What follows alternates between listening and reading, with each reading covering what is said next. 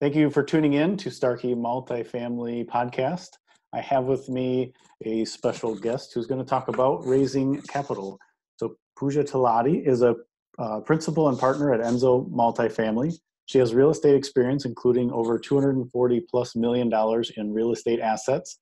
She has experience in marketing, strategic growth planning, innovation, and operations.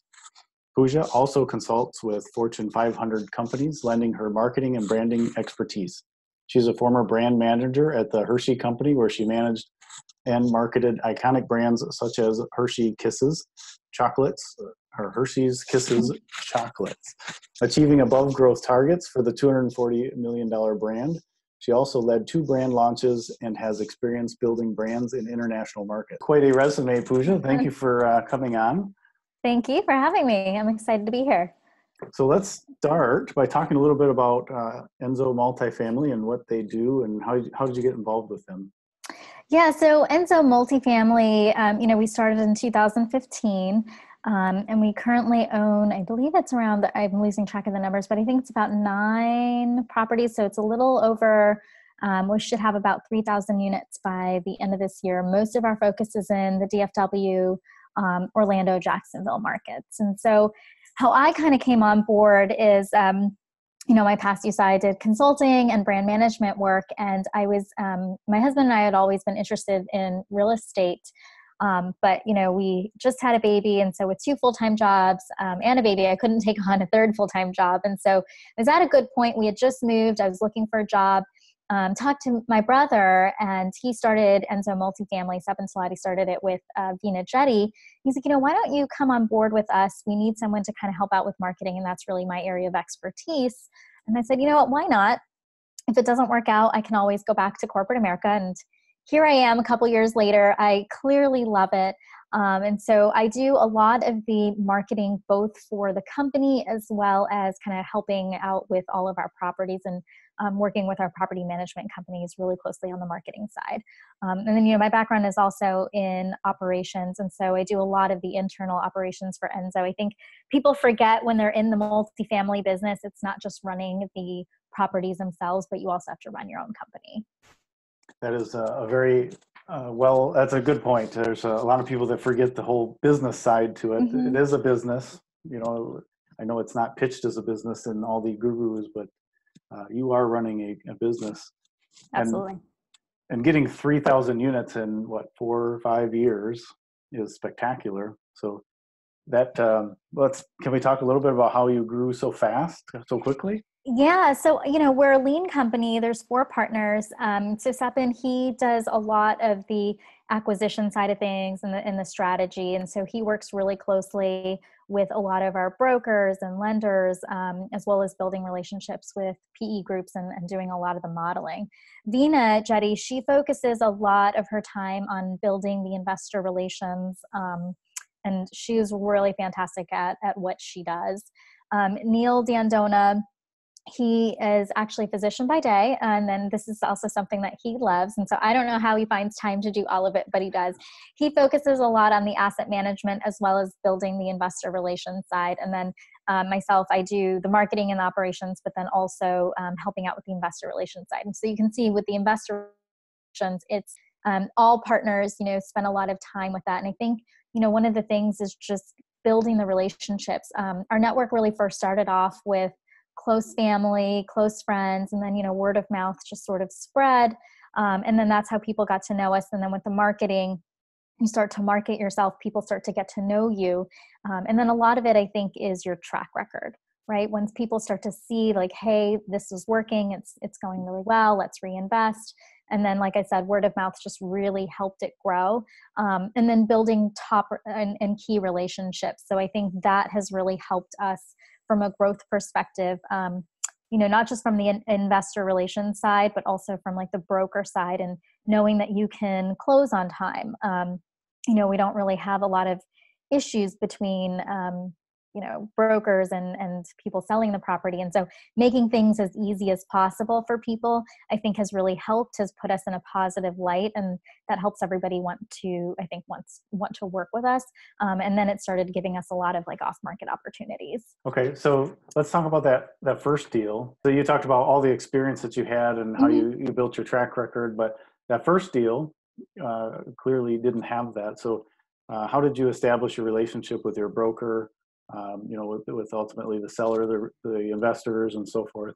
Yeah, so I think a lot of it just comes down to, I think, communication and transparency, right? You always have to start somewhere. So for us, it's, you know, um, being able to meet deadlines on time, just making sure you have good project management skills and moving things along. What I found is people are very receptive to that, right? If someone has to call you 3 times to get a document signed, well, that's time that they don't have. So trying to make whoever you're working with, especially when you're working on a deal, their lives as easy as possible. It shows that, one, you know what you're doing. You're also doing everything in a timely manner, so you're not trying to delay anything, and you're true to your word. We always say, like, we'll close on time, we won't renege an offer. These are the things we say, who we are and what we stand for, and this is what we're going to do. The other thing is, all of this stuff takes time. And so I think what helped is we've been cultivating this relationship not for weeks or months, but it's years, right? And so this is prior to me joining, Seppen, and they already had deals before I joined, but, Seppen and Vina had been cultivating these relationships for a really long time. And so their name, I think, just really stood out in the real estate world. They've done other stuff, they've done other deals, they've followed through on what they said they're going to do. So I think that in itself really helped with the first deal and then the second deal, and then it just becomes easier and easier. So before we dig into the real raising money and building relationships, how are you structuring? Are you doing a 506B or C? We currently do accredited and non-accredited. Why do we choose to do that? Mm-hmm. So I think, for us, it's really our target market, right? And so for us, our whole motto is, there's a lot out there in real estate, and everybody should be able to have a piece of a pie in that, but not everybody has access to it. So for example, for us, we all come from physician families. And so, for people who are in medical school and residency, they come out with a lot of debt. They don't necessarily have the minimums that a lot of these companies are requiring from, having accreditation and doing all of this stuff. They will definitely get there. It's just going to take a little bit of time. So, we talk to people who are interested, but we know that they can't do it right now, but maybe in a year or 2 years. And what they're doing, and I think that's very smart, they're starting at an early age. They're realizing, okay, this is something that is a good strategy. I don't want to put all of my eggs in one basket. I'm not ready now, but they're forward thinking.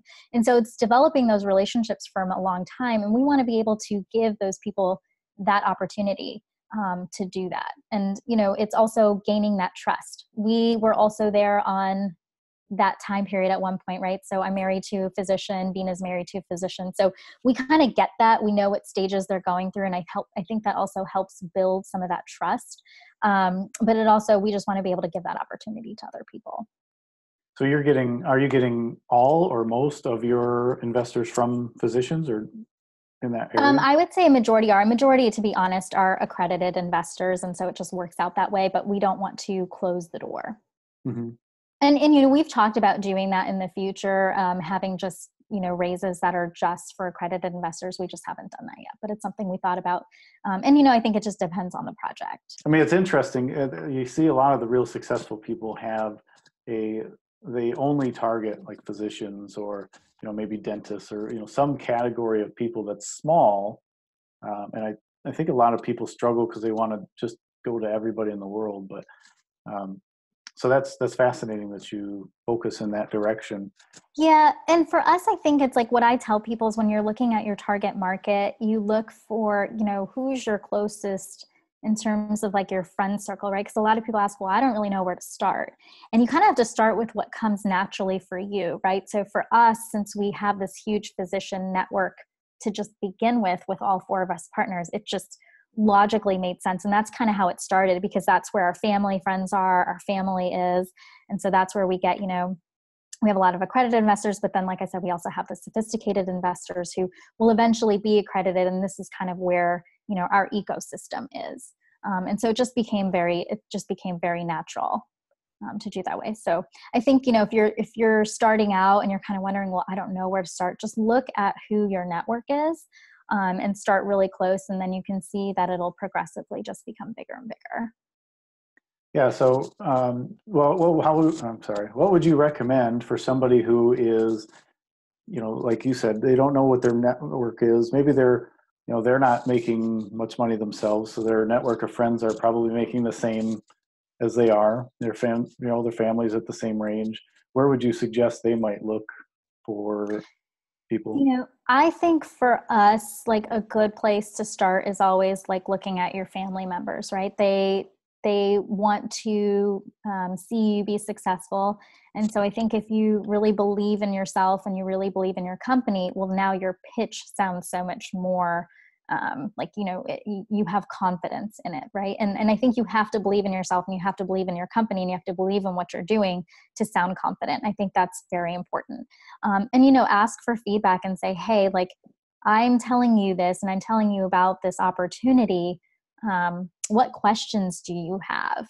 And it's always good to and I think the best is to practice with someone that you're very close to, so that they can tell you, well, I don't really understand what you mean by this. And that just helps you get a little bit better and better. And maybe your network may not have the big wealth or to do this, but then, I think everybody has that one person that can be the key or the gateway.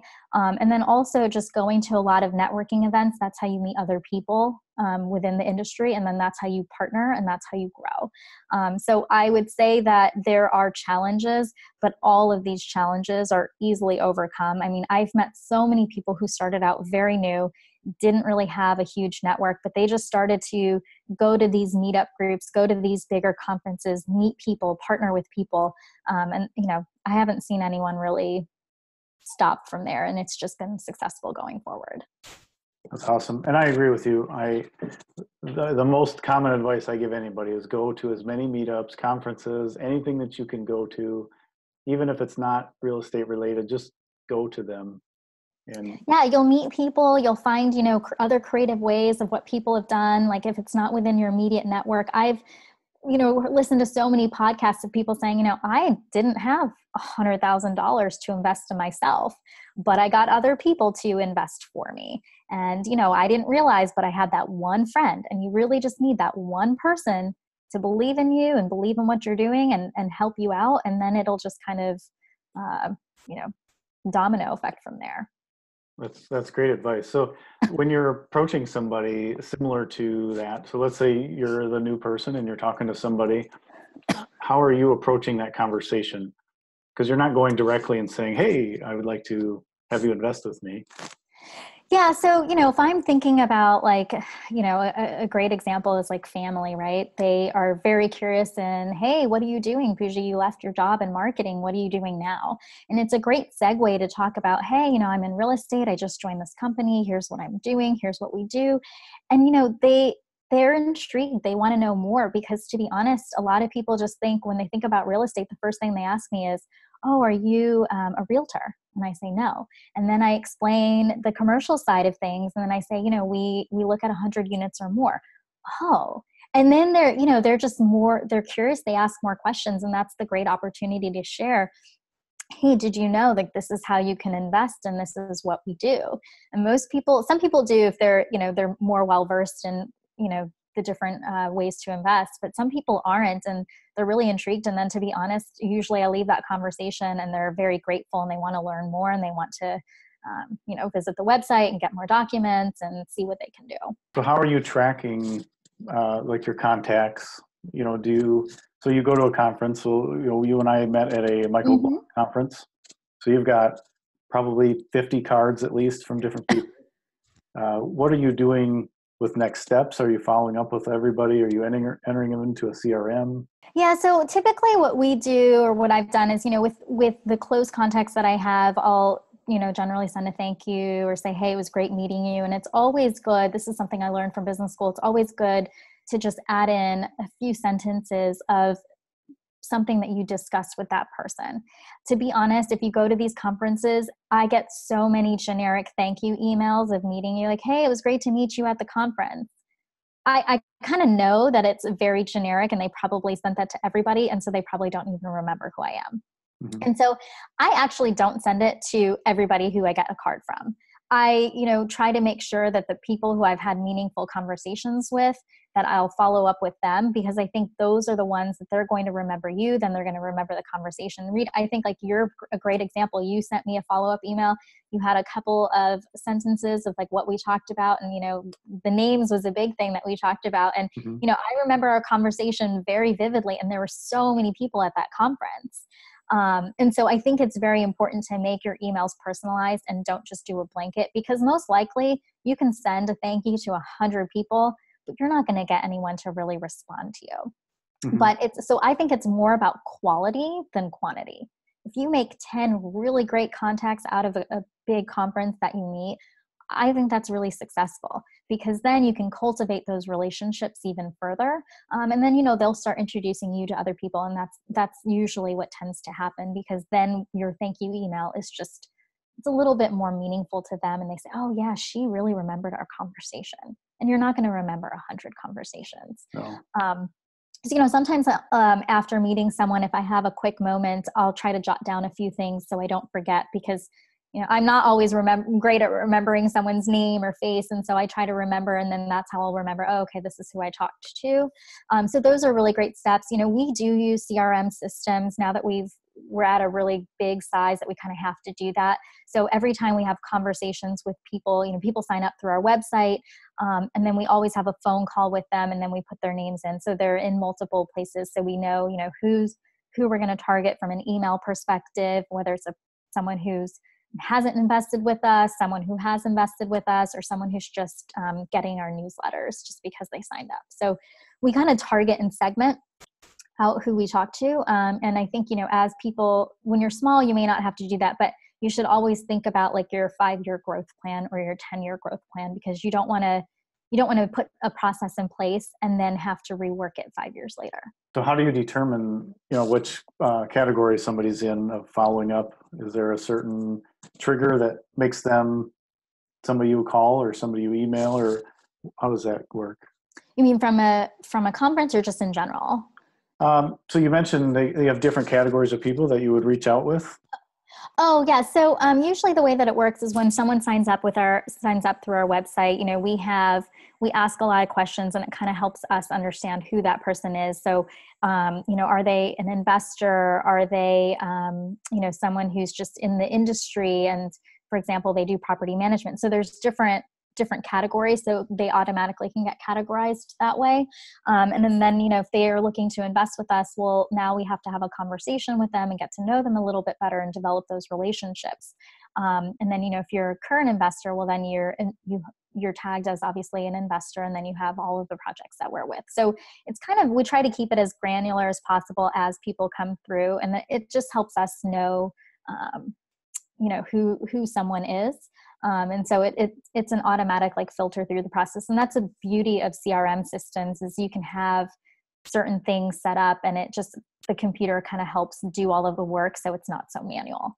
That's how all the big companies work. And so if you're starting off, you're going to be manual, but you have to think about automation as your company starts to grow. So when you meet somebody first time, let's say at a conference, are you encouraging them to go to your website?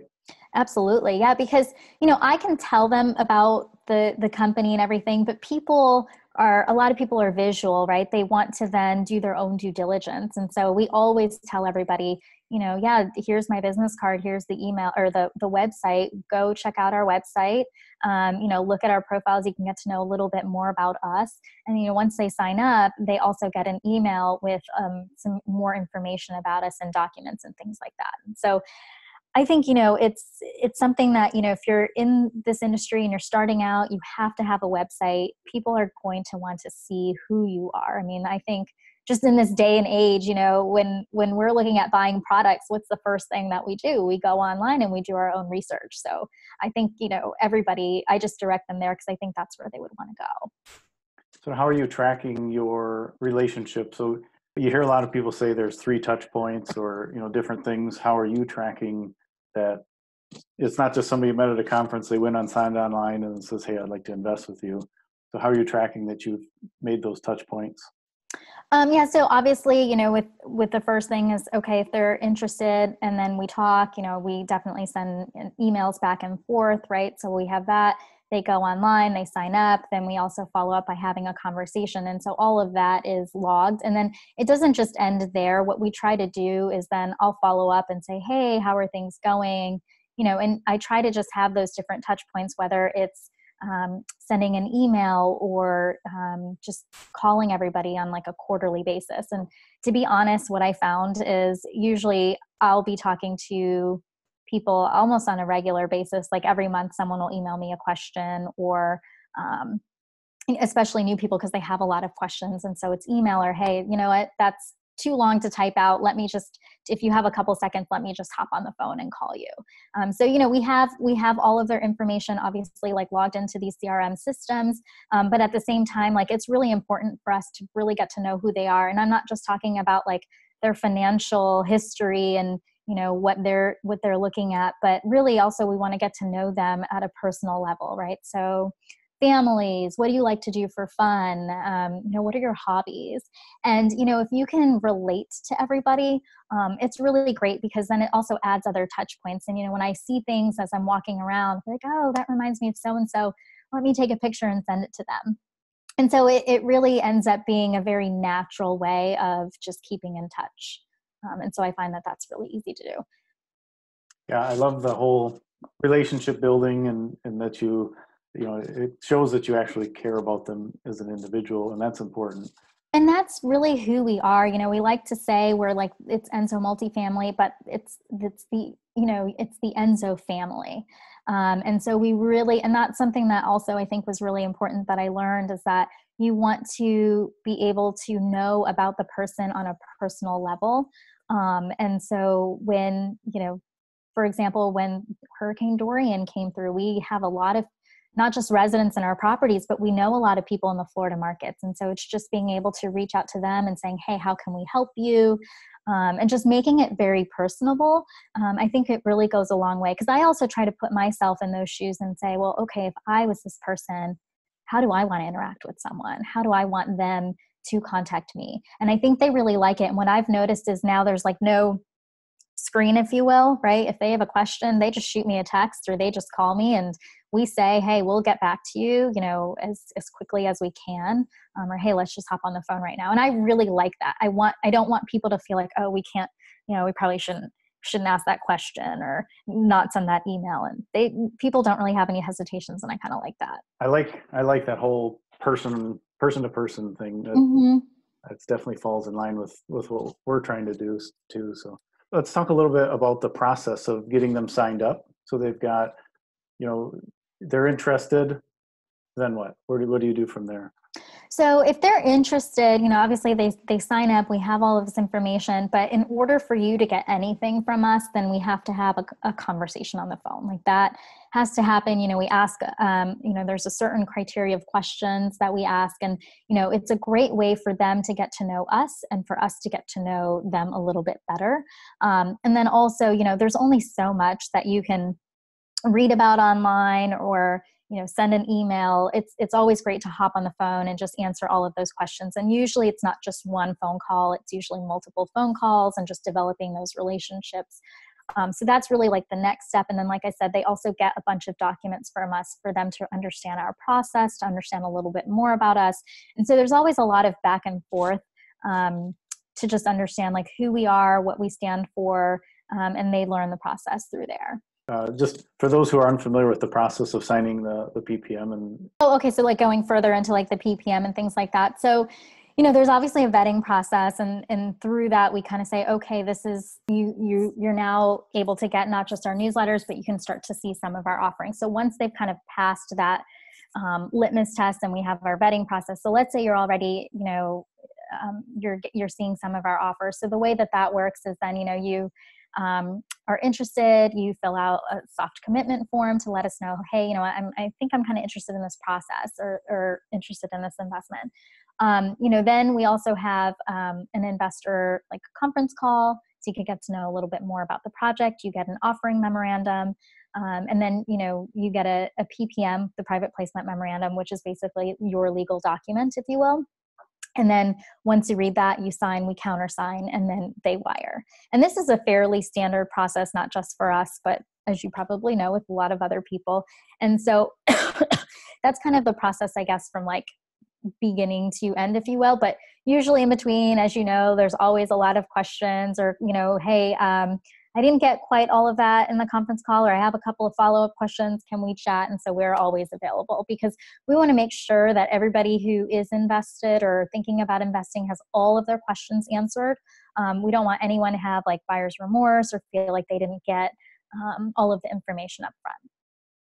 And so I think transparency is absolutely one of the number one things you have to have. I agree. I've seen sponsors that tend to hide information, and I don't know why, and it bothers me to no end. So I like to see transparency and at least have the information available to anybody who may want it. If they don't, that's their own business. But absolutely, you have to provide all of the information, and that's why we say listen to the conference call, read our offering memorandum. That usually answers all the questions, but if you still have more questions, feel free to ask. I mean, that's what we're there for. And if you decide to not pursue it or you don't think it's the right deal for you, that's totally fine. We usually just ask, hey, let us know why, so we can make sure that we understand. And if there's something else that comes across our tables that we think aligns to you a little bit better, that just helps us understand. And if you do think that this is something that aligns with you and you want to move forward, that's great too. But we just want to make sure that everybody has all of the right tools at hand. I like it. So if you were to give one piece of advice to somebody starting out that may not have a great friends and family network of wealth, what would you say to them? Yes, I think, you and I kind of talked about this earlier. I really think if you're just starting out, just network as much as possible with other people in your industry. So start going to conferences. There's a lot of great Facebook groups online where people ask a lot of questions. And the nice thing about these groups is you can ask like a question that you're, really hesitant to ask, but people are there really to share their expertise and be really supportive of you. And I found once you start going to a bunch of these bigger conferences, you'll start to see the same names. You'll start to recognize people. People will start to recognize you. And really what I found is a lot of people find ways to partner up with people at these conferences and say, hey, that's a great skill set that you have that I don't really have. Is there any way that we can work together? Because this is an area that I'm really strong in. And I think that that's the value that I can add for you. So try to look for also when you're partnering with people and trying to grow your network to look for skill sets that may not be your strength, but that will complement you. And that's really how you can start building your team.